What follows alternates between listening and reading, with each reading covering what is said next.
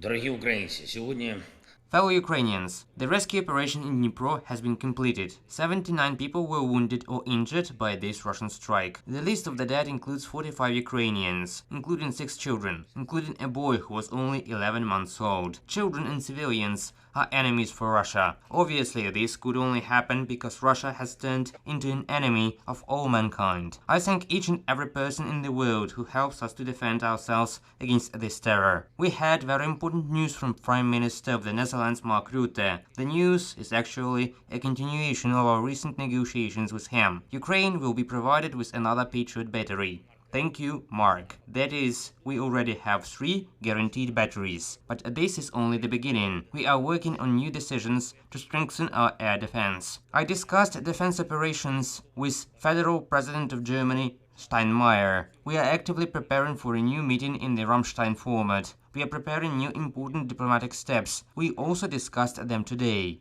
The annual forum in Davos, traditionally a powerful global political and economic platform, has started too. The world hears Ukraine in Davos. They know what Russia has done to Dnipro. They know what terrorists are doing to Kherson, Kharkiv, our Donbass, and other territories Russia brought to death. And we are lobbying for increased global pressure on the terrorist state. I am confident that following this week, the world will see more active and influential supporters of the establishment of a tribunal for Russian aggression and a special mechanism to compensate for the losses from the war at the expense of Russian assets. It is very important that the First Lady of Ukraine presented all the elements of our peace formula in Davos, including the fundamental clause of justice, which envisage full liability of Russian terrorists for everything they have done.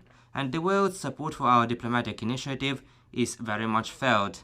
We are doing everything to ensure that this support becomes truly global and that the steps to end Russian aggression and return security are taken by all influential actors in international relations. I also held a meeting with the participation of the Prosecutor General and Minister of Internal Affairs of Ukraine to identify the culprits of the attack on Dnipro. Every day there is more and more factual information and legal steps of our state, and all this will end with sentences for all these Russian murderers.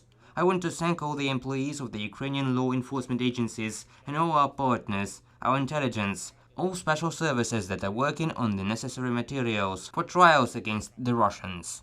I would like to thank all volunteers, public figures, especially journalists, who are helping the investigation. And of course I thank all our warriors, each and every one of them who defends the state as part of all our defense and security forces, who is doing everything to oust the Russian army from Ukraine. First of all, I thank the warriors who are now at the front line, who are fighting for our freedom, who are true heroes.